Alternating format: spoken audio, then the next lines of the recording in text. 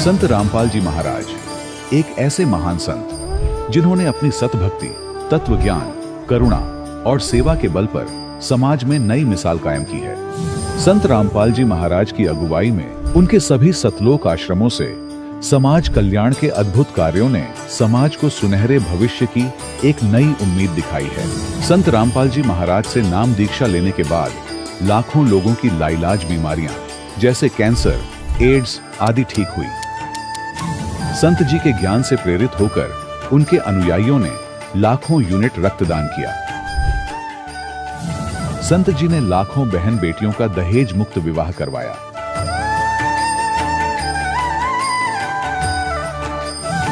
संत जी ने लाखों लोगों का नशा छुड़वाया, करोड़ों उजड़े परिवार बसे। संत जी के आश्रमों में समागम के दौरान निःशुल्क नेत्र चिकित्सा, दंत चिकित्सा प्रदान की जाती है। संत रामपाल जी महाराज द्वारा समय समय पर पर्यावरण संरक्षण के उद्देश्य से बड़े स्तर पर वृक्षारोपण किया जाता है। संत जी ने जरूरतमंदों को तत्काल राहत पहुंचाने के लिए एम्बुलेंस सेवा शुरू की। संत जी अपने अनुयायियों को देहदान के लिए प्रेरित करते हैं, जिससे मानवता की सेवा और चिकित्सा क्षेत्र में सुधार हो सके।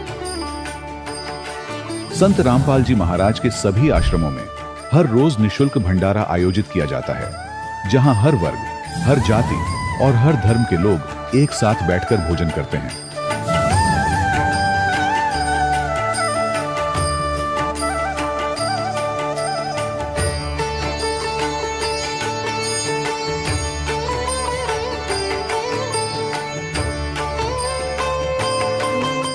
संत रामपाल जी महाराज की अन्नपूर्णा मुहिम ने गरीब और बेसहारा लोगों के जीवन में एक नई ऊर्जा और उम्मीद को जन्म दिया है। घर घर खाद्य सामग्री और जरूरी मदद पहुंचाकर संत रामपाल जी महाराज ने लोगों को दुख और मजबूरी से लड़ने की ताकत प्रदान की है।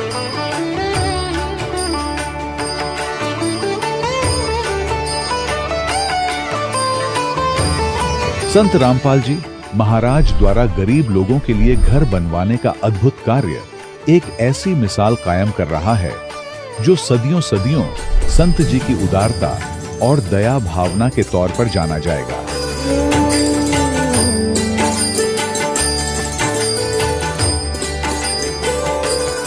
संत रामपाल जी महाराज के आश्रम में हजारों बुजुर्गों को सम्मान और प्यार के साथ जीवन जीने का अवसर मिलता है। उनके खाने, रहने और स्वास्थ्य की पूरी जिम्मेदारी संत रामपाल जी महाराज उठाते हैं। अनाथ बच्चों के लिए संत रामपाल जी महाराज के सभी आश्रम किसी वरदान से कम नहीं। यहाँ उन्हें शिक्षा, संस्कार और भविष्य के लिए बेहतर अवसर प्रदान किए जाते हैं। चाहे बाढ़ हो, भूकंप या महामारी, संत रामपाल जी महाराज और उनके अनुयायी हमेशा ही जरूरतमंदों के लिए सबसे आगे खड़े रहते हैं। कोविड महामारी के दौरान संत रामपाल जी महाराज के आश्रमों से करोड़ों लोगों के लिए भोजन, दवाइयां और जीवन रक्षक सामग्रियां उपलब्ध कराई गई। चाहे गरीब की मदद हो या किसी शोषित और पीड़ित वर्ग के हक और सम्मान की लड़ाई, संत रामपाल जी महाराज ने हमेशा ही उनकी दबी आवाज को सरकारों तक पहुंचाया है और उन्हें उचित न्याय दिलवाने में अहम भूमिका अदा की है। समाज में आध्यात्मिक और सामाजिक मूल्यों के प्रति जागरूकता लाने में संत रामपाल जी महाराज हर कदम पर मानवता के सच्चे सेवक साबित हुए हैं। संत रामपाल जी महाराज का जीवन हमें सिखाता है कि सच्ची सेवा वही है जो निस्वार्थ भाव से की जाए। आइए हम भी इस महान सेवा के कार्य में इस महान संत से जुड़ें और संत रामपाल जी महाराज से नाम दीक्षा लेकर अपने जीवन को धन्य बनाएं।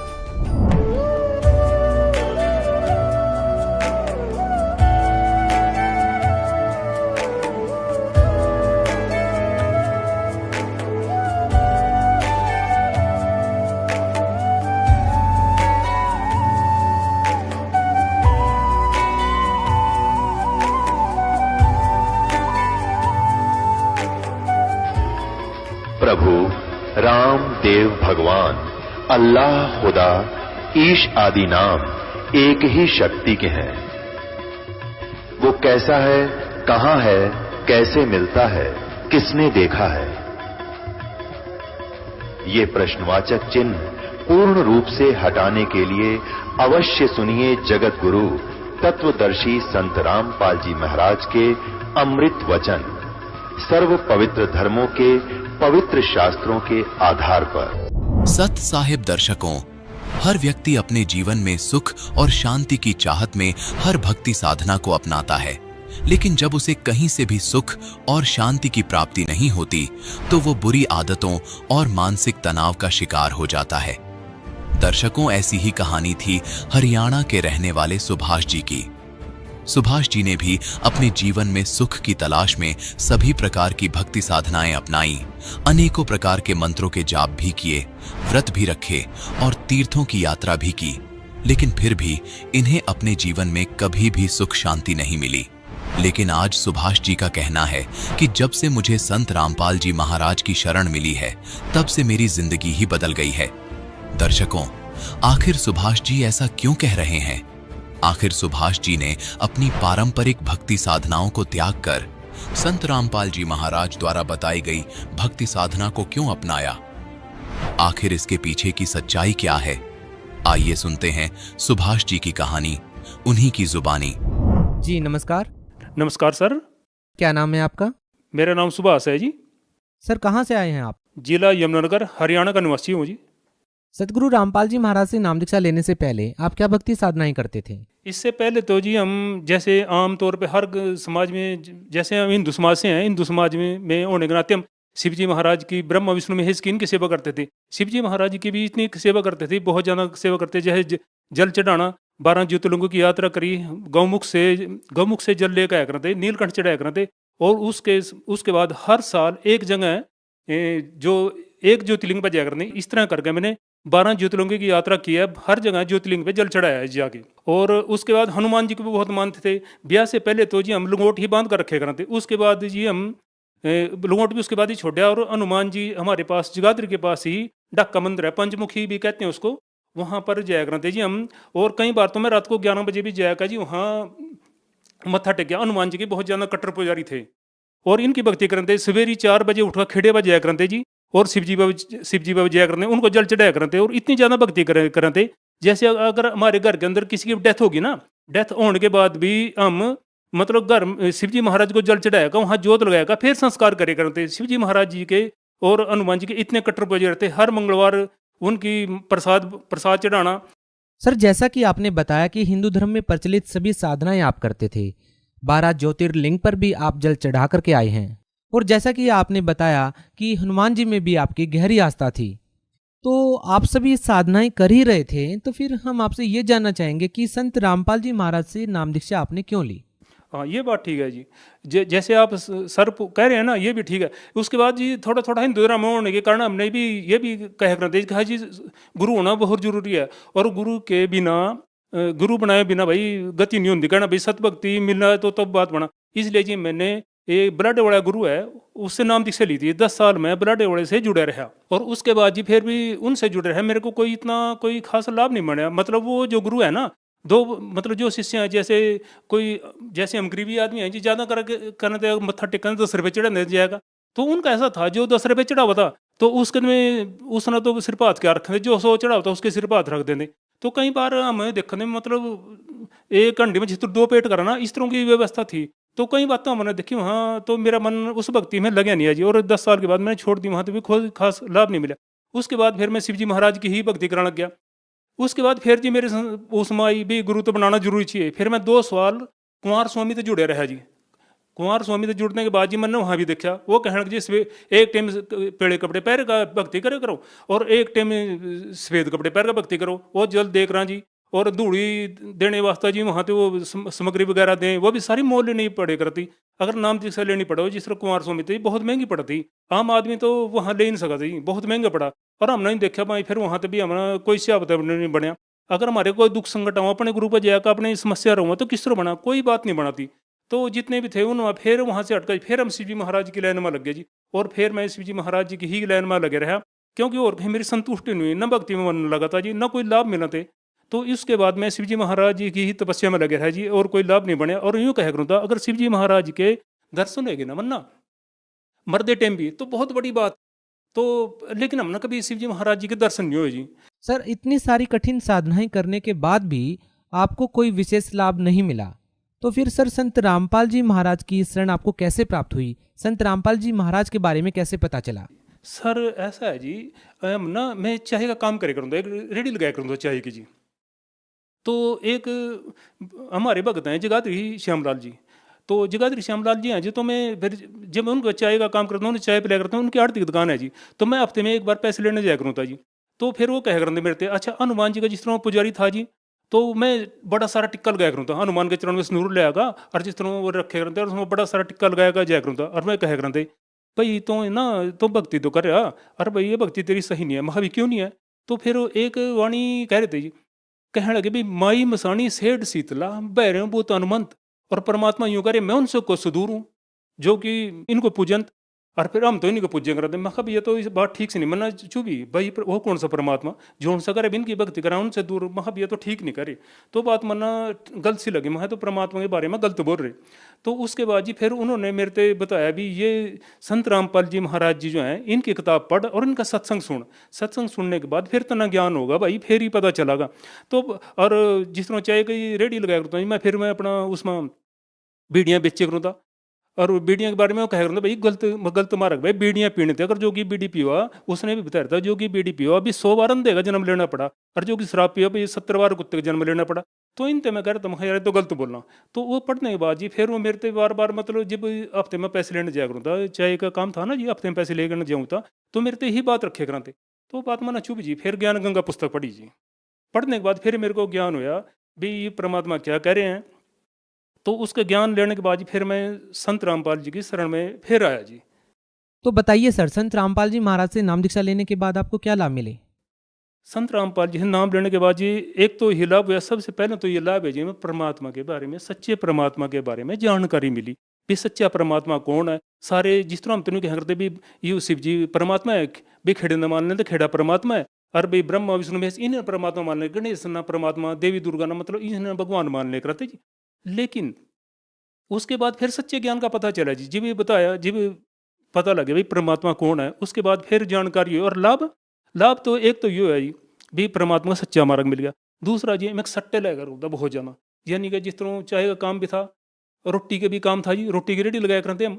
तो जितने पैसे कमाया करूँ सट्टे में सारे पैसे लगा दे करते जी। और सट्टे में तो एक बार तो ऐसे हुआ जी मरना 3 दिन के अंदर 3.5 लाख रुपये सट्टे को लगा दिया। थोड़े थोड़े पैसे जमा करे थे, मकान बनाने थे, और वो 3.5 लाख रुपये मैंने सट्टे में लगा दिया जी। मैं तो ऐसा था और ऐसा आ गया था भी पटड़ी पे आ गया था, भी घर भी गिरवी हो लिया था एक समय, मतलब इतनी दलदल में आ गया था जी मैं तो। लेकिन परमात्मा की शरण में आने के बाद परमात्मा ही है जो इस दलदल दे काट दें। एक तो सट्टा लगाने थे जी, मैंने दोबारा मुड़ कर नहीं देखा, अब सट्टे उड़ी परमात्मा ने इस दलदल दे काट लिकड़ दे दिया जी। संत रामपाल जी महाराज अन्य और के में तो जिस तरह हम कुंवर स्वामी से जुड़े थे या बलाडे वाले जुड़े थे, तब भी सट्टा लगाया करते जी, कोई डर नहीं था, कोई भय नहीं था। और लेकिन संत रामपाल जी महाराज की शरण में आएगा जी, ना तो सट्टा लगाया दोबारा, और कभी कभार बीड़ी पी ले करते, ना कभी बीड़ी पी, और न शराब भी कभी कभार पी ले, न शराब पी मुड़गा। तो संत रामपाल जी के मार्ग में आएगा तो जी सच्चा मार्ग मिल गया हम ना। और ऐसा जी ना था ऐसा ज्ञान पृथ्वी पर कोई किसी ने दिया, और ना ऐसा कोई और भगवान है जी। हम तो संत रामपाल जी हमारे वास्ते तो भगवान जी, लाभ इतने दिए। सर, संत रामपाल जी महाराज से नाम दीक्षा लेने के बाद आपको और क्या लाभ मिले? संत रामपाल जी महाराज जी से नाम दीक्षा लेने के बाद एक तो ऐसा लाभ हुआ है भक्त जी जो मेरे लिए अजीब गरीब सा था। वो ऐसे था कि जब मैंने सट्टे बहुत लगाया करूँ था जी, और 3.5 लाख रुपए का सट्टा मैंने 3 दिन के अंदर लगा दिया था। और उसके बाद तो मेरी स्थिति ऐसी हुई कि जैसे मरना पड़ेगा जी, और स्थिति हो भी गई थी ऐसी। अच्छा उस टाइम मैंने 4 अप्रैल 2018 को नाम दीक्षा ली थी। अच्छा उसी दरम्यान ना नहीं तो बच्चों के एडमिशन होने थे, और जब सट्टा लगा दिया पैसा एक दिन रहा, और पैसे और मैंने फालतू लगा दिए जिससे वो सट्टे बढ़ गए, मैंने देने भी हैं। तब मैं सोच रहा अभी नाम बच्चियों के जो दाखिला कराना था अभी कहाँ से लूँ कैसे लूँ। तो संत रामपाल जी ने ऐसी कृपा करी, मैं मन ही मन कह रहा गुरु जी से नाम लेने के बाद ना लाभ मिला। मैं सोचूं भी यूँ भी मेरी समस्या कैसे हल होगी। तो ऐसा है जी एक बंदा आया और मेरे पास बोल रहा भाई मैंने तेरे 3500 रुपये देने थे। तो जी मैंने उससे 3500 रुपये ले लिए और फिर वो कहने लगा ओ भाई और इतना जितनी भी जरूरत हो ना वो भी इतना मिल जाएंगे, 2 4 5 5 हज़ार जितने की इतना जरूरत हो उतने इतना मिल जाएंगे। मैंने कहा भाई मेरा जो बच्चों का एडमिशन जो है इतने में हो जाएगा, मेरा काम हो जाएगा, मैंने नहीं और लेने भाई। तो जी उसके बाद मैं सोचा अभी गुरु जी ना भाई एट ए टाइम भी इतना संत रामपाल जी ने मेरा इतना साथ दिया। कहना डूबते दिन का सारा मैं तो 1 रुपये से तरस गया था जी। और वो बच्चों का एडमिशन हो जी, फिर वो 35 रुपये वो देगा मेरे ते। और मैं कहने लगे परमात्मा ने एक ही लाभ दिया जी मेरे ते। अच्छा एक और लाभ है जी जो गुरु जी ने दिया संत रामपाल जी ने, मैंने और मेरी लड़की और एक लड़के ने जी नाम दीक्षा ली थी। बड़ा लड़का है उसने नाम दीक्षा ली और मेरी जो भक्तमती है घरवाली है जी उसने भी नाम दीक्षा नहीं ली थी। तो हम कहें जाते से नाम दीक्षा ले ले, वो बोले अभी मैं नहीं अभी लेती हूँ, जब मेरा मन करेगा मैं तब ले लूँगी। कोई बात नहीं भाई, जब तेरा मन करेगा उस टाइम ले लिए। तो ऐसा है सर, कोरोना से पहली बात है, कोरोना के दरमियान की बात। तो जो हमारी घरवाली है उसना ना बीपी की वजह से, मतलब ऐसा है बीपी की वजह से उसके ना दिखना बंद हो गया, मतलब उसकी आँख की नस फट गई। तो उसना जब दिखना बंद हो गया तो कहीं 2 3 दिन के बाद उन्हें ऐसा ना महसूस दिया एक आँख से दिखना बहुत कम हो गया। तो जी हम डॉक्टर गोयल के पास ले गए जी, जगाधरी यहीं है अपनी। तो उस टाइम डॉक्टर तो देखन थे कोरोना के अंदर सभी दूर रहा थे जी। तो डॉक्टर दूर से चेक कराया और उसने देखा दूर थी, कहने लगा भाई दवाई लिख दी, कोई बात नहीं ठीक हो जाएगी। लेकिन 1 हफ्ते की दवाई लिखी उसने, फिर भी उसकी रोशनी थे कोई फर्क नहीं पड़ा, एक आंख से दिखना उसने कम हो गया। और वो घबराने लगी, वो कहने लगी महा क्या बात है भाई, कह रहे एक आंख से जमीन दिखता। तो फिर जी जब कोई फर्क नहीं पड़ा फिर हम और एक डॉक्टर हो रहा है जी कालडा, उसके पास ले गए। उसने जी फिर उसका आंख का टेस्ट कराया, उसका एक्सरे कराया। एक्सरे करने के बाद वो कहने लगा भाई इसकी तो बीपी की वजह से इसकी आंख की नस फट गई पिछली। और उस टाइम जिस टाइम इसकी नस फटी 2 3 दिन के अंदर मेरे पास आ जाते तो इसमें टिक्का लगता। 2 3 दिन मतलब 2 3 टिक्के लगते उसमें। 3 टिक्के लगने के बाद उसमें रोशनी का चांस आने का चांस था। अरे अब तो ना भाई 15 20 दिन तो ज़्यादा हो गए, अब तो कोई चांस नहीं भाई, ताऊ मरिया तो भाई एक आंख तो इसकी खत्म है लियो मान लो या नहीं ठीक हो सकती। तो मैं फिर अपना घर वाले तो कहने लगा भाई ऐसा है, डॉक्टरों ने जवाब दे दिया जहाँ मर्जी चल, ये तो कह रहे बात भी सही है। और कोरोना के अंदर कोई भी डॉक्टर देखा भी ना बिल्कुल। महा फिर एक ही है भाई, ये तेरी मर्जी है भाई, हमारा पता एक ही डॉक्टर है और हमारे गुरु जी हैं संत रामपाल जी, अब नाम दीक्षा ले ले। और जब और उन्हें इतने लाभ हो भाई तो भी तजर्बा करके देख ले हो जाएंगे। तो जी मर्दी क्या ना कर दी, उसने ही देखा भाई जब नहीं मर का तो फिर जिस टाइम गड़ में फंस गया ना सोचा कहीं और तो कोई चारा रहे नहीं, अरे एक आंख दिखना कम है गया। तो उसने जी फिर गुरु जी थे संत रामपाल जी थे नाम दीक्षा ली। और नाम दीक्षा लेने के बाद उसने ऐसा लाभ हुआ भाई जी, उन्होंने मेरे ख्याल दवाई 10 दिन और खाई होगी और वो नामचारे की थी। उसके बाद वो दवाई भी नहीं खाई और आज वह 9 बरन हुआ है बिल्कुल ठीक देख रही जी। ये हमारे गुरु संत रामपाल जी के चमत्कार हैं जी, इस तरह का चमत्कार कहाँ मिला। और एक और चमत्कार है, इस चमत्कार तो वैसे गुरु जी का रोज करो। एक दिन ऐसे हुआ जी, एक मोटरसाइकिल बड़ी रेडी बने रखी मना, उसमें जी किराए कुराए का काम कर लें जी।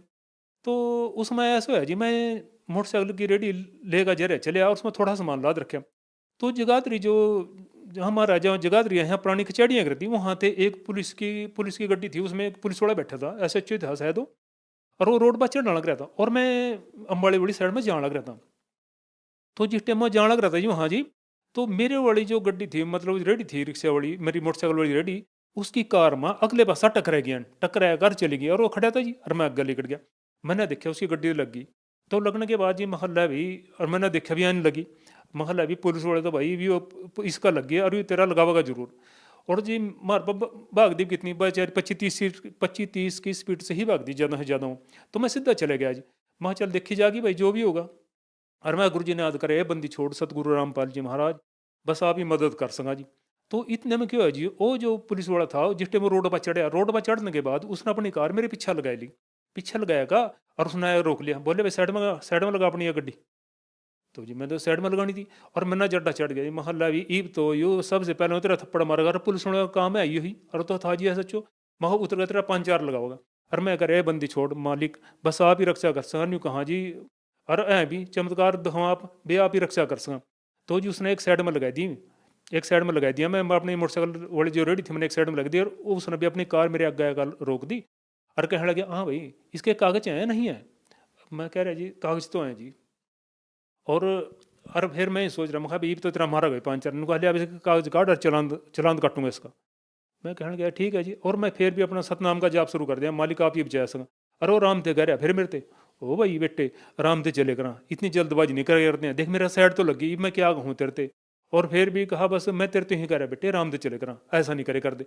और मैं कह रहा ये बंदी छोड़, इतनी आराम से करे हो जिस तरह आप इसके मुक्ति करवा रहे हो बिल्कुल ही बड़ी, तो इसना इस तरह नहीं कहा भी दूर पर उर पर कोई भी बात नहीं कही जी, आराम से गया घर चले गया। बोले बेटे समझ गए, संभाल कर चले कराएं, संभल कर चले कराएं, ऐसी बात नहीं है, देख कर चले करा। अनि पुलिस वाले तो थप्पड़ मारा जी, यूँ भी चमत्कार कराया मेरे बंदी छोड़ सतगुरु रामपाल जी महाराज ना। और चमत्कार तो बहुत करा जी, और हम तो नहीं है जी, जो परमात्मा बंदी छोड़ है जी, बस इतने लाभ दे रहे जी, बहुत लाभ दे रहे, पल पल लाभ दे जी। और सबसे बड़ी बात तो है जी, दल दल तेल काट दिया ना, सट्टे दे बचा दिया जी, बीड़ी सिगरेट कभी कदार पी लेकर आते उससे बचा दिया, शराब एक दो मतलब 2-4 बार जितनी भी पी उस दल दल ते बचा दिया, उस मनी दोबारा जी मुंह मुड़कन गया। मतलब 4 अप्रैल और 2018 के बाद तो जी हम ना बीड़ी सिगरेट का कोई मुंह नहीं लगाया बिल्कुल भी, और ना सट्टे उड़ी मुंह कराया बिल्कुल जी। परमात्मा ने इस दल दल तय काट दे जी हम तो। सर आप भक्त समाज को क्या संदेश देना चाहेंगे? जो समाज है, समाज ना तो संदेश तो हमारे सतगुरु रामपाल ही दे सका, हम तो दे नहीं सकते, हम तो सिर्फ हाथ जोड़ कर विनती कर सका भाई संत रामपाल जी महाराज की शरण में आओ, और पहले ज्ञान समझो, ज्ञान गंगा पुस्तक वह पढ़ो, और संत रामपाल जी के और भी अनेकों चैनलों पर संत रामपाल जी महाराज जी के सत्संग चलने में सत्संग सुनो। सत्संग सुनने के बाद और उन पर एक पेड़ी पट्टी भी चला भाई, जो पेड़ी पट्टी चला ना उसमें संत रामपाल जी महाराज के नंबर लिखे हैं, उन नंबरों पर आप कांटेक्ट कर सका। और उन कांटेक्ट करने के बाद आप भी उनसे जैसे भी कहेंगे नज़दीक आपके जो भी नामदान सेंटर होगा वहाँ से आप नाम दीक्षा ले सका जी, नाम दीक्षा लेकर आप अपना कल्याण करवा सका। सर बहुत बहुत धन्यवाद। सत साहेब। दर्शकों, अभी आपने सुने संत रामपाल जी महाराज से दीक्षा प्राप्त करके सुखी हुए भक्त के अनुभव। अब देखिए जगत गुरु तत्वदर्शी संत रामपाल जी महाराज के मंगल प्रवचन। तो पहले आपको वो आसमानी किताब तौरात से दिखाएंगे, सृष्टि उत्पत्ति। ये देखिएगा, ये 3रा पृष्ठ है ये तौरात का।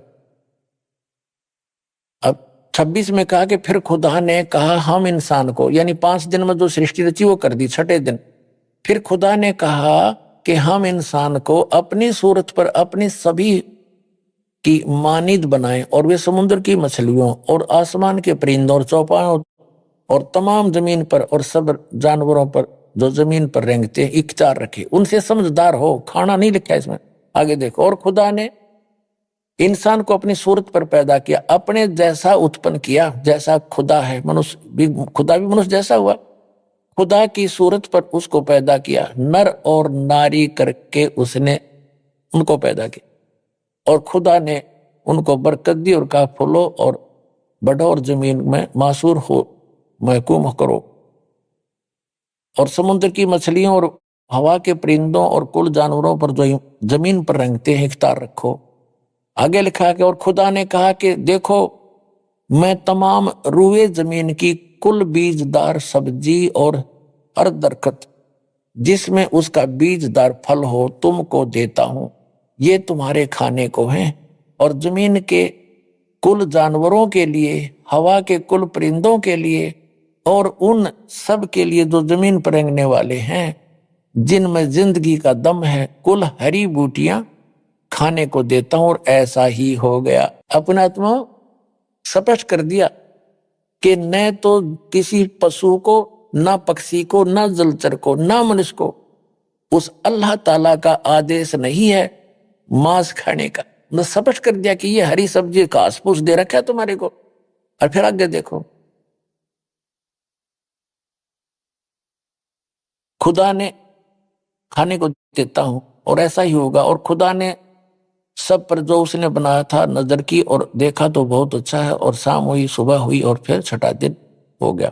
फिर उसके बाद आसमान और जमीन उनके कुल लश्कर का बनाना खत्म हुआ। और खुदा ने अपने काम को जिसे वो करता था 7वें दिन पूरा खत्म किया। और अपने सारे काम से जिसे वो कर रहा था 7वें दिन फारिग हुआ। और खुदा ने 7वें दिन को बरकत दी और उसे मुकद्दस ठहराया, क्योंकि उसमें खुदा सारी कायनात से जिसे उसने पैदा किया, बनाया और फारिग हुआ। अब इसको पवित्र बाइबल में दिखाता हूं एज इट इज, ना तो ये बरगला देंगे आपको, ये नकली अटपट करने वाले मारे सट्टे ने के हमने बहुत अच्छी तरह ताल में इल्म हूं मैं, ये कहते हैं जो इनके पढ़ने वाले विद्वान, और का पता नहीं इनको। ये देखिएगा, ये पवित्र बाइबल है, संपूर्ण जीवन अध्ययन बाइबल। ये कहां से छपा ये देख लीजिएगा। ये देखिएगा, journal editor Donald C Stamps MEd MDiv, associate editor ये जे जवाली, Wesley Adams PhD, Life Publishers International, Springfield, Missouri, USA, printed in India. अब ये वही है सारा कुछ, और ये सारा दिखा दूं, पढ़ लो तुम। अब इसके हम इस पे आते हैं उत्पत्ति पे। देखिएगा, ये उत्पत्ति यहां से शुरू होती है। उत्पत्ति, ये उत्पत्ति जिसको अंग्रेजी में इन्होंने कहा है जेनेसिस, जेनेसिस 1। अब प्रश्न नंबर 4 पे, आदमी आदि में यानी प्रारंभ में परमेश्वर ने आकाश और पृथ्वी की सृष्टि की। पृथ्वी बेडौल और सुनसान पड़ी थी, जैसा भी यह पहला दिन हुआ। फिर परमेश्वर ने जो कहा, जल के बीच एक ऐसा अंतर हो कि जल 2 भाग हो जाए। सारा कुछ क्या, सांझ हुई, भोर हुई, फिर दूसरा दिन हो गया। फिर सांझ हुई, भोर हुई, तीसरा दिन हो गया। हमने अपने मतलब की बात लेनी, ये चौथा दिन हो गया। सांझ हुई, भोर हुई, फिर चौथा दिन हो गया। अब हम ये 5वां दिन हो गया। प्रश्न नंबर 5 पर आ गए हम। ये सांझ हुई, भोर हुई, 5वां दिन हो गया। अब छठे दिन, ये आ गया छठा दिन। ये छठे दिन में चल पड़ा। इस प्रकार परमेश्वर ने पृथ्वी की जाति जाति के वन पशुओं को और जाति जाति घरेलू पशुओं और जाति जाति की भूमि पर सब रेंगने वाले जंतुओं को बना, और परमेश्वर ने देखा अच्छा है। फिर परमेश्वर ने कहा कि हम मनुष्य को, उन सब पशु पक्षियों को बनाकर, फिर हम मनुष्य को अपने स्वरूप के अनुसार बनाएं, अपनी समानता में बनाएं, और वे समुद्र की मछलियों और आकाश के पक्षियों और घरेलू पशुओं और सारी पृथ्वी पर सब रेंगने वालों जंतुओं पर जो पृथ्वी पर रेंगते हैं अधिकार रखें। इनसे समझदार हो, जैसे भैंस, गाय, बैल, इनको हमने अपने काम के लिए प्रयोग कर लिया। इनको खाना नहीं, सताना नहीं। जैसे गाय भैंस आपने रखी, उसको पहले आप पेट भरते हो, चराते हो, उसको नहवाते हो, धोआते हो, प्यार से रखते हो, जब वो दूध देती है। तो ऐसे कहा, खाने के लिए नहीं कहा उस मालिक ने। देखो, तो परमेश्वर ने कहा मनुष्य को अपने स्वरूप के अनुसार बनाए, अपनी समानता में बनाए। तो भगवान फिर कैसा हुआ? फिर परमेश्वर ने कहा हम मनुष्य को अपने स्वरूप के अनुसार अपनी समानता में बनाए, और वो समुद्र की मछलियों और आकाश के पक्षियों और घरेलू पशुओं और सारी पृथ्वी पर रेंगने वाले जंतुओं पर जो पृथ्वी पर रेंगते अधिकार रखे। आगे देखो, तब परमेश्वर ने मनुष्य को अपने स्वरूप के अनुसार उत्पन्न किया। अपने ही स्वरूप के अनुसार परमेश्वर ने उसको उत्पन्न किया, नर और नारी करके उसने मनुष्यों की सृष्टि की। तो भगवान कैसा? नर आकार, मनुष्य सदृश। जैसे जिनको परमात्मा मिले, सचखंड लेकर गए, वापस छोड़ा, उन्होंने बताया हमरे यूं नहीं आ रहा, हमारा सृजनहार, हमारा भगवान हमारे जैसी शक्ल का है। लेकिन वहां जाकर के सभी का जो शरीर है इमोर्टल हो जाता है, अविनाशी शरीर मिलता है, वह अविनाशी मटेरियल का शरीर है। और यहाँ पर यह नाशवान है ये शरीर। यहाँ जब आता है परमात्मा अपनी ओरिजिनल बॉडी से ही आता है, किसी माँ से जन्म नहीं लेता, सह शरीर आता है, सह शरीर चला जाता है। आपको प्रमाण दिखाएंगे, अल्लाह अकबर सह शरीर आया था, बालक रूप धारण किया, लीला करते बड़े हुए, फिर सह शरीर चले गए लाखों लोगों के सामने। अब ये स्पष्ट हो गया कि परमात्मा ने मनुष्य को अपने जैसा, अपनी सूरत में, अपने शकल के अनुसार अपने जैसा रचा। तो भगवान भी, अल्लाह भी मनुष्य जैसा है। और आगे फिर वो क्या कहता है देखो, और परमेश्वर ने कहा, नर और नारी करके उनकी सृष्टि की, और परमेश्वर ने उनको आशीष दी, उनसे कहा फूलो, फलो और पृथ्वी पर भर जाओ और उसको अपने वश में कर लो, और समुद्र की मछलियों तथा आकाश के पक्षियों और पृथ्वी पर रेंगने वाले जंतुओं पर अधिकार रखो। जैसे इंसान ने शेर तक को भी काबू कर लिया, हाथियों को भी बांध लिया, तो ऐसे कंट्रोल करने के लिए कहा उन्होंने। आगे देखो, फिर परमेश्वर ने उनसे कहा कि सुनो, जितने बीज वाले छोटे छोटे पेड़, ये मनुष्यों के लिए आदेश है, सारी पृथ्वी के ऊपर हैं, और जितने वृक्षों में बीज वाले फल हैं वे सब मैंने तुमको दिए तुम्हारे भोजन के लिए। मनुष्य के लिए उस अल्लाह ताला का आदेश, अल्लाहू अकबर, जिसने 6 दिन में सृष्टि रची, 7वें दिन तख्त पर जा बैठा, वो है अल्लाहू अकबर है।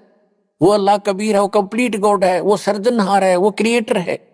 उस क्रिएटर का आदेश नहीं है मांस खाने का मनुष्य को, ये पशु पक्षियों को भी नहीं है। आगे देखो, तुम्हारे भोजन के लिए, ये तो मनुष्यों के लिए। आगे देखो, यहां आगे हम, और जितने पृथ्वी के पशु और आकाश के पक्षी और पृथ्वी पर रेंगने वाले जंतु हैं, जिनमें जीवन का प्राण है, उन सब के खाने के लिए मैंने सब हरे हरे छोटे पेड़ दिए, और वैसा ही हो गया, यानी घास फूस। और तब परमेश्वर ने जो कुछ बनाया था वो देखा, तो क्या देखा कि वह बहुत अच्छा है।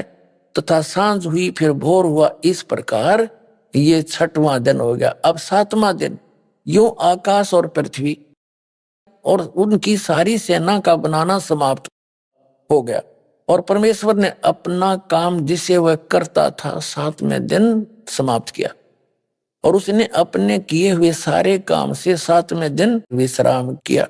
और परमेश्वर ने 7वें दिन को आशीष दी और पवित्र ठहराया, क्योंकि उसमें उसने सृष्टि की रचना के अपने सारे काम से विश्राम लिया। ठीक, अपने आत्माओं, जो क्रिएटर है, जो सबका रचनहार है, जो अल्लाहू अकबर है, जो सुप्रीम गॉड है, उसने 6 दिन में सृष्टि रची, 7वें दिन तख्त पर जा बैठे। उसी के विषय में कुरान शरीफ में स्पष्ट किया है कि ये वही है। कुरान शरीफ का ज्ञानदाता कह रहा है ये वही अल्लाहू अकबर है जिसने 6 दिन में सृष्टि रची, 7वें दिन तख्त पर जा बैठा। उसकी खबर किसी बाखबर से पूछ लो, वो तो 7वें दिन सारी रचना रच कर चला गया। उसके बाद इस काल के अंतर्गत आ गया बागडोर, और इसने फिर अपने 3 पुत्रों को ड्यूटी दे रखी है। इस काल भगवान ने भी अपने 3 पुत्रों को, ब्रह्मा विष्णु महेश को, ड्यूटी दे रखी आंखें संभालन की। तो वो आगे ही ने बागडोर संभाल ली। जब आदम और हव्वा को उस परमात्मा ने बना दिया, आदम को वचन से बना दिया, उसकी हड्डी हड्डी से जैसे भी मानते हैं, हव्वा बना दी, ठीक है, वो तो उसको छोड़ दिया। फिर ले लिया इस काल ने कंट्रोल में, और इसको ले गया ब्रह्मा, क्योंकि उस सूक्ष्म वेद के अंदर कहा है कि वही मोहम्मद, वही महादेव, वही आदम, वही ब्रह्मा, दास गरीब दूसरा कोई नहीं, देखा अपने घर में। अब क्या कहा है, अब दास तो आपको दिखाना चाह रहा है कि उसके बाद इन 3 देवताओं ने, ब्रह्मा विष्णु महेश ने यहाँ की बागडोर संभाल ली। इस पवित्र बाइबल में स्पष्ट है, जब आदम को और उसकी पत्नी को इस यहाँ के भगवान ने, जिसको ये भगवान मानते हैं, वास्तव में ये है कि ब्रह्मा ने उनको एक वाटिका में छोड़ दिया। उनको इतना मंदबुद्धि बना रखा था कि उनको कोई आभासा नहीं था। उनसे कहा कि और सब इस वाटिका के सब वृक्षों के फल आप खा लो, लेकिन ये बीचों बीच जो फल हैं, बीच वाले वृक्षों के फल मत खाना, खाओगे तो मर जाओगे तुम। यानी झूठ बोलना शुरू किया इसने। एक दिन वो काल आ गया सर्प बनके, वो शैतान कह जिसने, और सर्प बनके आके हव्वा को बोल दिया कि ये बीच वाले पेड़ के फल क्यों नहीं खाते तुम। उन्होंने कहा कि हम और सब फल खा सकते हैं, अल्लाह ने कह रखा है कि बीच के फलों को ना खाना, तुम मर जाओगे। सर्प ने कहा, काल आ गया सर्प बनके, कि ऐसी बात नहीं है, ये तो बहुत अच्छे फल है, इनको खाने से तुम मरोगे नहीं, बल्कि तुम्हें भले बुरे का ज्ञान हो जाएगा। तो उस औरत ने, हव्वा ने फल तोड़ा, आप भी खा लिया, अपने पति को भी खवा दिया। तो उनको आभास हुआ, उनका नशा सा उतर गया, उनको शर्म आई एक दूसरे से। उन्होंने अंजीर के पत्ते तोड़कर लंगोट बांध लिए दोनों। फिर कहते हैं शाम के समय वो अल्लाह यानी खुदा, वो परमात्मा आया, उसकी पैर की कदम की आवाज सुनकर वो दोनों छुप गए वाटिका में। और उस भगवान ने आवाज लगाई, ईश्वर ने, कि तुम कहाँ हो आदम। आदम ने कहा कि मैं आपकी आवाज सुनकर घबरा गया, और मैं छुप गया क्योंकि मैं नंगा हूं। तो कहते हैं भगवान ने कहा कि क्या तुमने वो फल खा लिए जो मैंने मना किए थे? हाँ, हमने खा लिए। मेरी पत्नी ने खिला दिए। उसकी पत्नी से पूछा तो उसने कहा कि सर्प ने बहका दिया, हमने इसलिए खा लिए। तो वो अल्लाह जिसने ये भगवान कहते हैं पवित्र बाइबल के पढ़ने वाले, उसने सोचा कि अब इन आदम और हवा ने वो फल खा लिए, ये भले और बुरे का ज्ञान कराने वाले फल खा लिए, और कहीं ऐसा ना हो कि इसी वाटिका में ऐसे भी फल लगे हैं, ऐसे वृक्ष भी हैं जिनका फल तोड़ कर ये खा लेंगे तो ये अमर ना हो जाएं और हम में से एक के समान हो जाएंगे अगर ये फल खा लिया तो। अब दिखाते हैं है। जैसे little knowledge is the dangerous thing, little knowledge is the dangerous thing, नीम हकीम खतरा जा। ये ज्यादा अटपट करने वाले, ज्यादा मंत्रों के घोट कर दुनिया पर प्रभाव जमाने वाले, ये लिटिल नॉलेज वाले हैं, ये नीम हकीम है। इनको कखता पता नहीं। आम जनता ने सोचा बड़ा जल्दी जल्दी बोला, फटाफट फटाफट, ये तो गौना विद्वान होगा।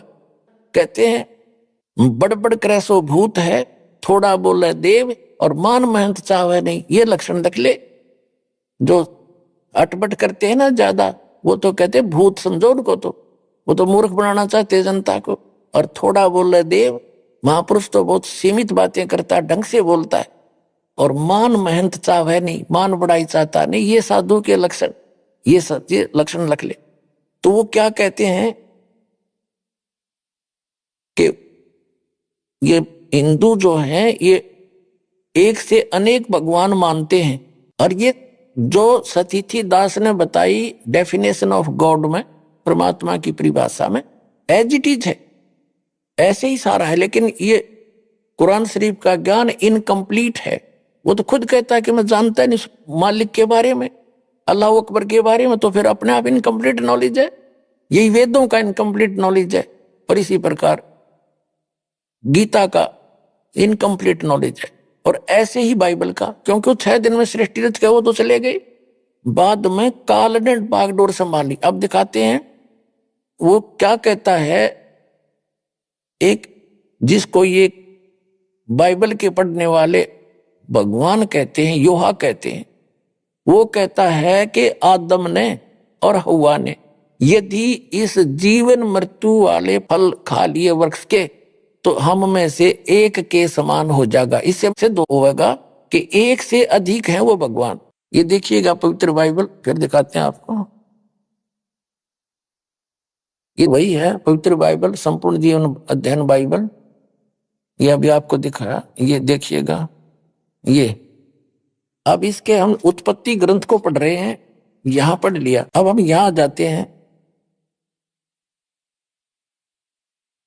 हम थोड़ा सा दिखाएंगे फिर पढ़ सकते हो आप। वैसे थोड़ा थोड़ा हिंट देते, ये यहां पर लिखा है। तब योहा परमेश्वर ने आदम को भूमि की मिट्टी से रचा और उसके नथनों में जीवन का श्वास फूंक दिया और आदम जीवित प्राणी बन गया। और योहा परमेश्वर ने पूरब की ओर अदन में एक वाटिका लगाई और वहां आदम को जिसने उसे रचा था रख दिया। और योहा परमेश्वर ने भूमि के सब भांति भांति के वृक्ष जो देखने में मनोहर और उनके फल खाने में अच्छे हैं उगाए, और वाटिका के बीच में जीवन के वृक्ष और भले बुरे के ज्ञान के वृक्ष भी लगाया। अब देखो, योहा परमेश्वर ने आदम को लेकर अदन की वाटिका में रख दिया और वह उसमें काम करे और उसकी रक्षा करे। और योहा परमेश्वर ने आदम को यह आज्ञा दी कि तू वाटिका के सब वृक्षों का फल बिना खटके खा सकता है, पर भले बुरे का ज्ञान का जो वृक्ष है उसका फल तू कभी न खाना, क्योंकि जिस दिन तू उसको खाएगा उसी दिन अवश्य मर जाएगा। अब यहां देखो 8 पृष्ठ पे पढ़ रहे हैं हम, जेनेसिस 8 पृष्ठ पे 18वां। फिर भी योहा परमेश्वर ने कहा आदम का अकेला रहना अच्छा नहीं, और उसके लिए एक ऐसा सहायक बनाऊं जो उससे मेल खाए। यह देखिए, तब योहा परमेश्वर ने आदम को भारी नींद में सुला दिया और ये तो उसकी उत्पत्ति की, उसकी हड्डी निकाल ली नौकरी। फिर यहां देखते हैं, अब योहा मनुष्य का पतन। युहा परमेश्वर ने जितने बनैले पशु बनाए थे उन सब में सर्वदुरत था। उसने स्त्री से कहा कि क्या, हवा बना दी उसकी स्त्री, क्या सच है कि परमेश्वर ने कहा कि तुम इस वाटिका के वृक्ष का फल न खाना? स्त्री ने सर्प से कहा, इस वाटिका के वृक्षों के फल हम खा सकते हैं, पर जो वृक्ष वाटिका के बीच में है उसके फल के विषय में परमेश्वर ने कहा है कि न तो तुम उसको खाना और न उसको छूना, नहीं तो मर जाओगे। सर्प ने स्त्री से कहा कि तुम निश्चय नहीं मरोगे, वरना परमेश्वर आप जानता है कि जिस दिन तुम उसका फल खा लोगे उसी दिन तुम्हारी आंखें खुल जाएंगी और तुम भले बुरे का ज्ञान पाकर परमेश्वर के तुल्य हो जाओगे। तब स्त्री ने देखा उस वृक्ष का फल खाने के लिए अच्छा है, देखने में मन भाऊ है, बुद्धि देने के लिए चाहने योग्य भी है। तब उसने उसको तोड़कर खाया, अपने पति को भी दिया और उसने भी खाया। तब उन दोनों की आंखें खुल गई। उन्होंने मालूम हुआ कि वे नंगे हैं, इसलिए उन्होंने अंजीर के पत्ते तोड़कर लंगोट बना लिए। तब युवा परमेश्वर जो दिन के ठंडे समय वाटिका में फिरता था का शब्द सुनाई दिया। तब आदम और उसकी पत्नी वाटिका के वृक्षों के बीच युवा परमेश्वर से छिप गए। तब युवा परमेश्वर ने पुकार कर आदम से पूछा, तू कहाँ है? यानी वो भगवान इतना अज्ञानी है कि नहीं पता फिर वो कहाँ छुप रहे हैं, और वाटिका में घूमने फिरने लग रहा है। सारे बाइबल के पढ़ने वाले ईसाई यहूदी कहते हैं भगवान तो निराकार है। बताओ अकल है कोई ज्ञान? ये देखो, और इसमें स्पष्ट है घूमे फिर सारी बात कर रहा। युवा परमेश्वर ने पुकार कर आदम से पूछा, तू कहाँ है? तो उसने कहा, मैं तेरा शब्द बारी में सुनकर डर गया, क्योंकि मैं नंगा था इसलिए छिप गया। अब उसने कहा, किसने तुझे बताया कि तू नंगा है? जिस वृक्ष का फल खाने को मैंने तुझे मना किया था, क्या तूने उसका फल खा लिया है? आदम ने कहा, जिस स्त्री को तूने मेरे संग रहने को दिया है उसी ने उस वृक्ष का फल मुझे दिया और मैंने खा लिया। तब यहोवा परमेश्वर ने स्त्री से कहा कि तूने यह क्या किया? अब स्त्री ने, हव्वा ने कहा कि सर्प ने मुझे बका दिया, तब मैंने खा लिया। अब हम अपने मतलब की बात पढ़ेंगे। दास ये सिद्ध करना चाहता है कि परमात्मा निराकार नहीं है, वो मनुष्य जैसा है और एक नहीं, अपने अपने सतर के। ये प्रभु, जैसे दास ने परिभाषा प्रभु की बताई कि जैसे तहसीलदार अपने सतर का साहब, गॉड खुदा मालिक, और एसडीएम अपने सतर का, डिप्टी कमिश्नर अपने सतर का, कमिश्नर अपने सतर का, राज्य का मंत्री अपने सतर का साहब है, मुख्यमंत्री भी अपने सदर का खुदा है, साहब है, उसका मालिक है, प्रभु है, स्वामी है। केंद्र के मंत्री भी अपने सदर के साहब हैं और प्रधानमंत्री ओवरऑल कंट्रोलर सबके ऊपर साहब है, उन सब साहबों का के ऊपर भी साहब है, उस साहब के नीचे वाले सारे साहब हैं और वो अपने सदर के साहब। ऐसे ही देव हैं ये तीन ब्रह्मा विष्णु महेश हैं, ये ही यहाँ कंट्रोल कर रहे हैं सारे इस पृथ्वी के, पाताल लोक के और स्वर्गलोक के प्राणियों को।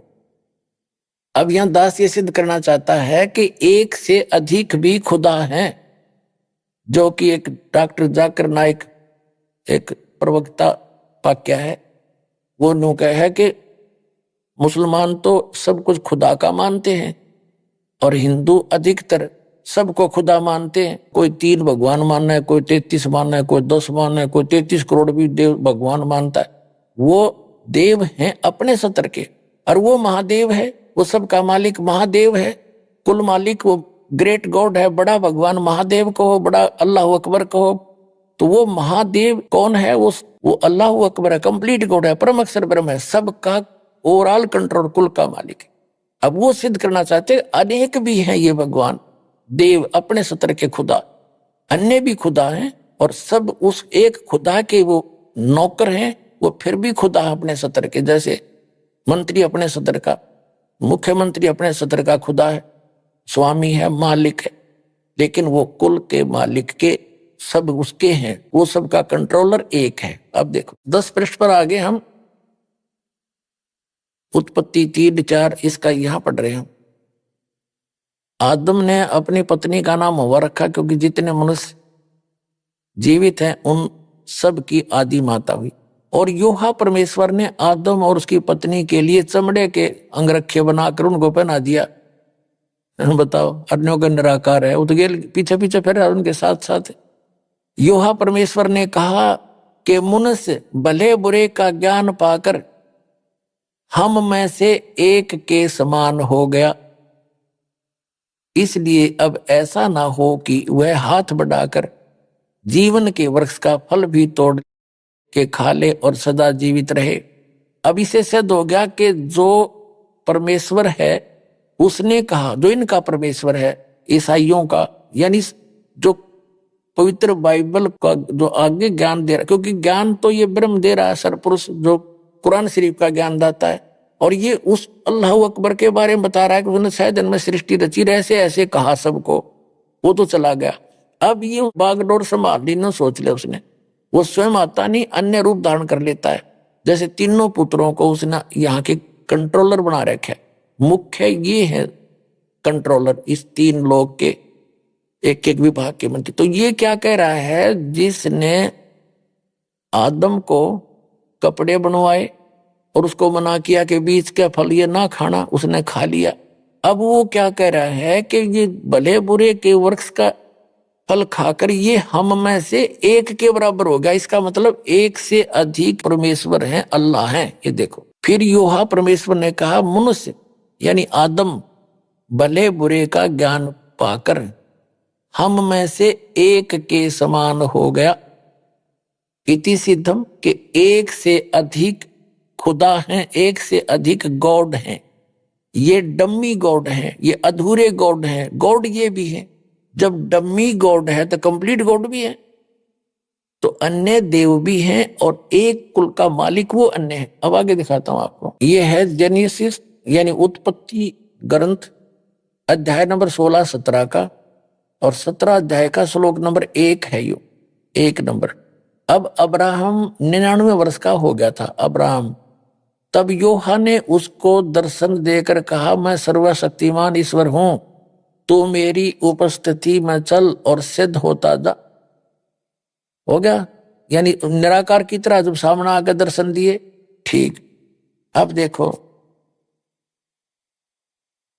ये देखिए 17, 18, 24 नंबर पृष्ठ पे और 17, 18 ये अध्याय है। तो 18वें अध्याय में अब्राहम मामरे के बांध वृक्षों के बीच कड़ी धूप के समय तंबू के द्वार पर बैठा हुआ था। तब योहा ने उसे दर्शन दिया। उसने आंख उठाकर दृष्टि की तो क्या देखा कि 3 पुरुष, ये 3 भगवान उसके सामने खड़े हैं।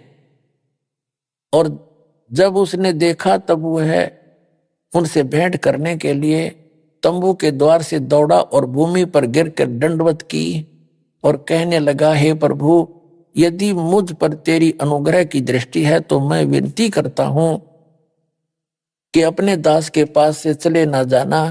मैं थोड़ा सा जल लाता हूं और आप अपने पांव धोकर इस वृक्ष के नीचे विश्राम करो।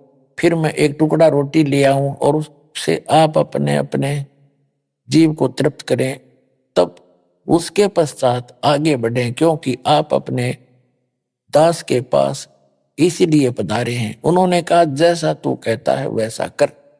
3 तो हो गए सिद्ध। ये वही 3 हैं, ब्रह्मा विष्णु महेश हैं।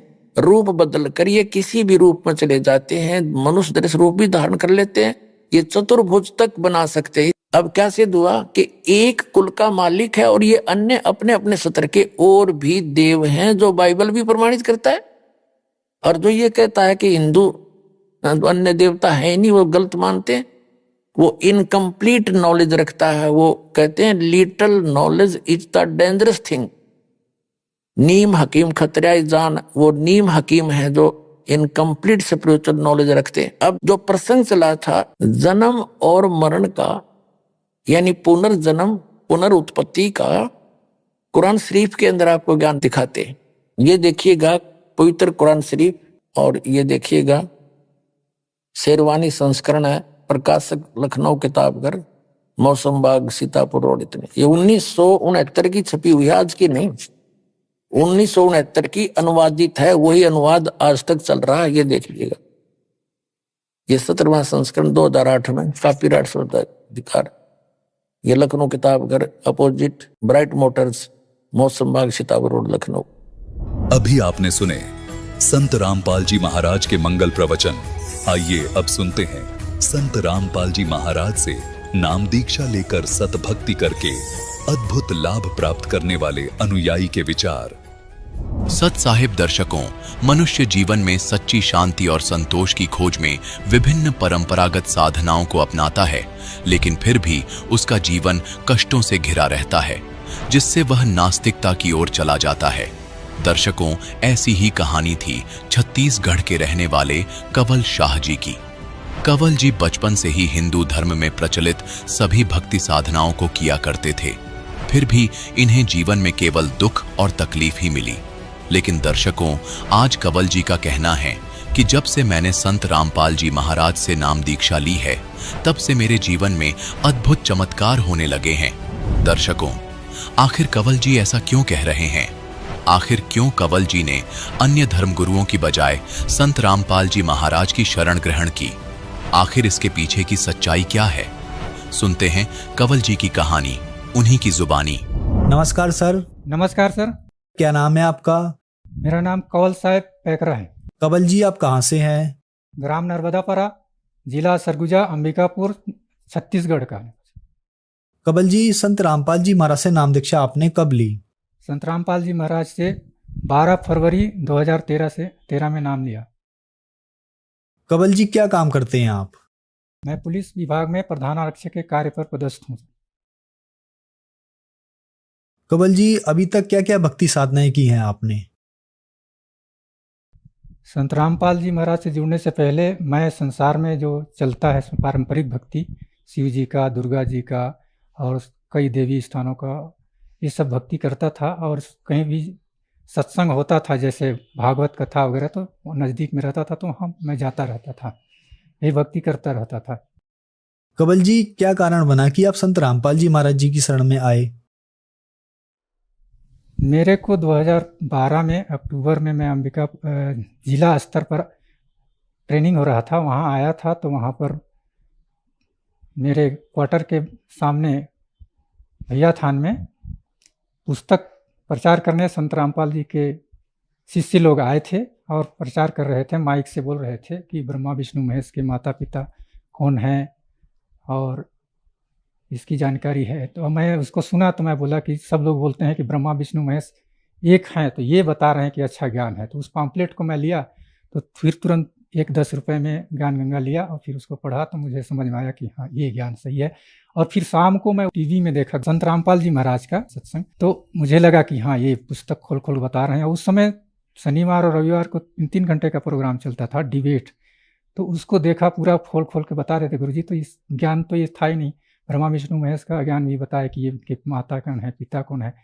तो खोल खोल के दिखाए तो हमें समझ में आया कि ये ज्ञान सही है। हमको तो आज तक कोई बताया नहीं कि ब्रह्मा विष्णु महेश से कोई बड़ा है, वो तो बताते थे कि यही सबसे बड़े हैं और तीनों एक दूसरे का भक्ति करते हैं। अब हम लोग को कोई बताने वाला नहीं था, तो हम लोग इसी में लगे रहते थे। फिर अपने फादर इन लॉ के साथ हम लोग सलाह करके चले गए और 12/2/2013 में संत रामपाल जी से दीक्षा लिए। सर, संत रामपाल जी महाराज से नाम दीक्षा लेने के बाद क्या आपको कोई लाभ भी मिले? आध्यात्मिक ज्ञान का लाभ हुआ, जैसे सभी चीज़ को जान गए और मनुष्य का क्या कर्तव्य है ये भी पता चला। पहले तो ये जानते थे कि खाना है, मरना है, यही जानकारी था, और मोक्ष का कोई जानकारी ही नहीं था। भगवान है बोलते थे, लेकिन भगवान कुछ कर नहीं सकता। दुख तो हमारा हट नहीं रहा था, मेरे को साटिका हो गया था, तो उसमें साटिका हुआ 2006 से धीरे धीरे 9-10 में बहुत ज़्यादा बढ़ गया था। काम करने में दिक्कत हो रही थी, मैं चल फिर नहीं पा रहा था, 100 मीटर भी चलना मुश्किल था। और इसी बीच कई जगह इलाज कराए, जैसे कि हॉस्पिटल, लोकल हॉस्पिटलों में गए, तो उन लोग तो बोले कि इसका इलाज यहाँ नहीं है, आप बाहर जाके देख लीजिए। तो कोई बताया कि नहीं, झारखंड में एक शुक्ला जी हैं, बहुत अच्छा डॉक्टर हैं, तो वहाँ गए। वहाँ भी गए तो 15 दिन उनका दवाई खाए और सब इंजेक्शन वगैरह सब एक्सरे करवाए, तो वो भी कहे कि कुछ राहत मिलेगा तो आना, नहीं तो फिर ऑपरेशन करना ही पड़ेगा आपको। तो फिर उसके बाद मैं वहाँ नहीं गया, 15-20 दिन का आया, उनका कुछ लाभ नहीं मिला। फिर इसके बाद थोड़ा थोड़ा करके इसका इलाज झाड़ फूँक तरफ भी गए हम लोग, और घर में भी और परेशानी था, बच्चों को भी था। तो झाड़ फूंक तरफ गए तो ये का झाड़ फूंक करने वाला बताया कि आपके यहाँ परेशानी है। मेरे को तो नहीं बताए, हमारे पत्नी को बताए थे कि आप कुछ दिन बाद विधवा हो जाएंगे, जल्दी ही विधवा होंगे। ये 10 की बात है। 10 के बाद उसके बाद बोल रहे थे कि फलाने जगह एक्सीडेंट हो इनका और वहाँ पर उनका बड़ा घटना हो सकता है। लेकिन वो ये भी बता दिए थे कि 2012 के बाद आप कोई सत्य के पास पहुँच जाएंगे तो आपका एक दुख कट जाएगा, टल जाएगा। यदि आप नहीं पहुँच पाएंगे तो इसमें आपको घाटा हो सकता है। और मेरी पत्नी को भी बीमारी था, बच्चेदानी में उनका इन्फेक्शन आ गया था और उसको डॉक्टर बोल दिए थे 2008 में इसको निकालना पड़ेगा, अभी दवाई खाते रहिए, कुछ दिन बाद उसको लास्ट में निकालना ही पड़ेगा। ये सब बीमारियों के बाद ये ज्ञान मिल गया हमको 2013 में, और 13 में पहुंच गए संत रामपाल जी के पास। उसके बाद मेरा बीमारी तो 6 महीना में ठीक हो गया, पत्नी का भी दुख दर्द खत्म हो गया। ये हमको लाभ हुआ, मेरा शारीरिक लाभ हुआ। डॉक्टर द्वारा मेरे को ऑपरेशन का सलाह दिए थे, इसको दवाई से बोले कि नहीं ठीक होगा और इसको बाहर जाके इलाज कराना पड़ेगा। ये साटिका का प्रॉब्लम था, कमर में दर्द था जो झुक गया था कमर, ये दास टेढ़ा चलता था वो सीधा चला और अब आज के डेट में पूर्ण रूप से ठीक हो गया। ऑपरेशन कराने की आवश्यकता नहीं पड़ी और गुरुजी के आशीर्वाद से ठीक हो गया। ये रिपोर्ट आप सब जनता देख सकते हैं। पत्नी के बच्चेदानी का इन्फेक्शन को भी निकालने के लिए डॉक्टर के द्वारा बता दिया गया था, जो 2013 के बाद जो दीक्षा पत्नी को भी ले गया। मेरे पत्नी का डॉक्टरों के द्वारा ये बताया गया था और एक्सरे करके बाहर दिखाया गया था कि उनके बच्चेदानी में इन्फेक्शन है और वो बढ़ रहा था। उसको कुछ दवाई से स्लो कर रहे थे लेकिन बोले कि लास्ट में अब ये ठीक नहीं होगा, इसका ऑपरेशन ही करना पड़ेगा।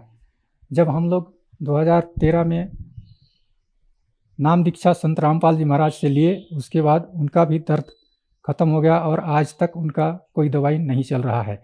उनके आशीर्वाद से ही ये सब ठीक है, ठीक हो गया। अवेदास का जब एक्सीडेंट हुआ था वहाँ पर मृत्यु होना था, हुआ भी। और जो इसने बताया, तांत्रिक ने और भी कुछ बताया था जो प्रमाण के आधार पर मैं कह सकता हूँ कि इसको कैसे प्रमाणित कर सकते हैं कि आपको एक्सीडेंट से मृत्यु होना था। तो हमारे घर में वो बताए थे कि आपके बड़े भाई की मृत्यु आपके माता जी से पहले होगा और वैसे ही हुआ, और जो जंतर मंतर करता है उसको भी कठिन परेशानी होगा, ऐसा वो बताए थे। जो आपके घर में प्रेत भेजता है, तो वो सब आज सभी बच्चे ठीक हैं। पहले हर 2 महीना 3 महीना में हॉस्पिटल से इलाज कराने जाते थे, आज परमात्मा की कृपा से, संत रामपाल जी की कृपा से हम लोग सब ठीक हैं, स्वस्थ हैं। और परमात्मा का आर्थिक स्थिति तो परमात्मा पहले से ही छोटा सा नौकरी दिए है तो चल ही रहा है। और पहले पैसा नहीं बचता था, ये दास पहले आता था उधर से लाए, कहीं से 2 नंबर का बिल आते थे, अब इसको भूल भूलने की ज़रूरत ही नहीं है। तो उसमें मिला के फिर परमात्मा जैसे बोलते हैं संत रामपाल जी, इधर से लाओ और उधर और दे दो, तो ऐसा ही होता था, वो बचता नहीं था। अब दीक्षा लेने के बाद कुछ पैसा बच रहा है, अनावश्यक खर्च भी नहीं हो रहा है। ईमानदारी से नौकरी करता हूँ, आजकल तो एक पैसा किसी से लेते नहीं है। सर, आपके गुरुजी संत रामपाल जी महाराज बहुत ही अच्छे समाज का निर्माण कर रहे हैं। आपने ही बताया कि आप एक ईमानदार जिंदगी व्यतीत कर रहे हैं, तो जो दर्शक आज आपको देख रहे हैं और वो भी संत रामपाल जी महाराज से नाम दीक्षा लेना चाहती हैं, तो कैसे ले सकते हैं? जो दर्शक देख रहे हैं आज टीवी में इस इंटरव्यू को या सत्संग को, नीचे पट्टी है, इसमें नंबर है, उसमें से एक SMS करके ज्ञान गंगा का पुस्तक मंगाएं और पढ़ें और सत्संग सुने और उसको मिलाएं अपने शास्त्रों में और उसको विश्लेषण करें। और उसके बाद अपना ज्ञान के आधार पर फिर से मोबाइल में उनका वो नंबर पूछ लें और नामदान केंद्र नज़दीक का बता दिया जाएगा। फिर संत रामपाल जी महाराज से दीक्षा ले लेंगे। धन्यवाद सर। सच्चा